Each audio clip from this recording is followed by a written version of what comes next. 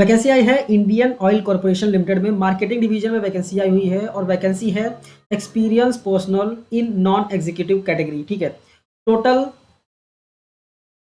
246 post के लिए यहाँ पे वैकेंसी आई हुई है। ठीक है, और यहाँ पे प्रॉपर्ली कैटेगरी वाइज दे दिया गया है, मतलब स्टेट वाइज दे दिया गया है।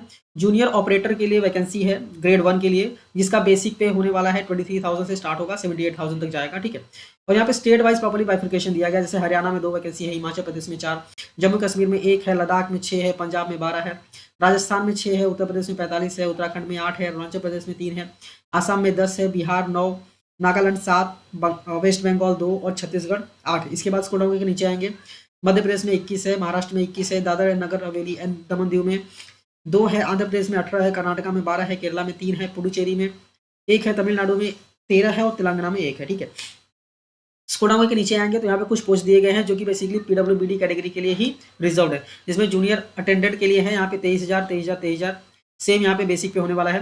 बाकी जूनियर बिजनेस असिस्टेंट के लिए है, इसमें 25,000 बेसिक पे होने वाला है। ठीक है, यहाँ पे भी बेसिकली नॉर्थन रीजन और ईस्टर्न रीजन वेस्टर्न रीजन के लिए यहाँ पे है, और कैटेगरी वाइज बाइफर्केशन भी आपको यहाँ पे दे दिया गया है।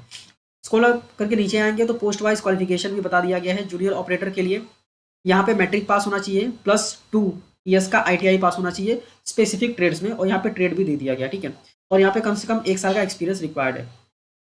फिर है जूनियर अटेंडेंट। ठीक है, इसमें बात करें तो हायर सेकेंडरी मतलब 12th रिक्वायर्ड है with minimum 40% marks in aggregate in case of PWBD. ठीक है, और वर्क एक्सपीरियंस यहाँ पे मैंडेटरी नहीं है। नेक्स्ट है जूनियर बिजनेस असिस्टेंट के लिए, यहाँ पे ग्रेजुएशन रिक्वायर्ड है किसी भी डिसिप्लिन में with minimum 45% marks in aggregate. ठीक है, इन केस ऑफ पीडब्ल्यूबीडी, और यहाँ पे 1 साल का एक्सपीरियंस रिक्वायर्ड है। स्क्रॉल डाउन के नीचे आएंगे तो यहाँ पे आपको मिनिमम एज और मैक्सिमम एज भी बता दिया गया है, मिनिमम 18 साल और मैक्सिमम 26 साल होना चाहिए यूआर के लिए। बाकी एज का रिलैक्सेशन जो दिया जाता है SC ST OBC NCL के लिए। ठीक है, PWBD XSM कैटेगरी के लिए जो गवर्नमेंट जॉब्स में मिलते हैं सारे यहाँ पे मिलने वाले हैं। ठीक है, तो प्रॉपर्ली इसको रीड कीजिएगा अगर आप अप्लाई कर रहे हैं तो। सिलेक्शन की बात करें तो यहाँ पे बेसिकली आपका टेस्ट होने वाला है। Junior operator and junior attendant की बात करें तो कंप्यूटर बेस्ड टेस्ट होगा, plus and skill proficiency and physical test मतलब SPPT होने वाला है। ठीक है, जूनियर बिजनेस असिस्टेंट की बात करें तो CBT होगा, computer based test and computer proficiency test होने वाला है। कंप्यूटर बेस्ड टेस्ट में बेसिकली अगर जूनियर ऑपरेटर की बात करें तो सेक्शन ए में प्रोफेशनल नॉलेज पूछा जाएगा, general science 50 mark, section b में numeric ability, reasoning ability and general awareness पूछा जाएगा। ठीक है, और अगर शॉर्ट लिस्ट हो जाओगे तो आप उसके बाद फिर SPPT आपका होने वाला है।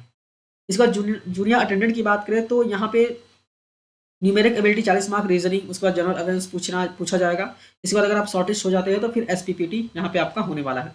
फिर जूनियर बिजनेस असिस्टेंट की बात करें तो numeric ability, reasoning, general awareness, फिर basic English language skill test होगा।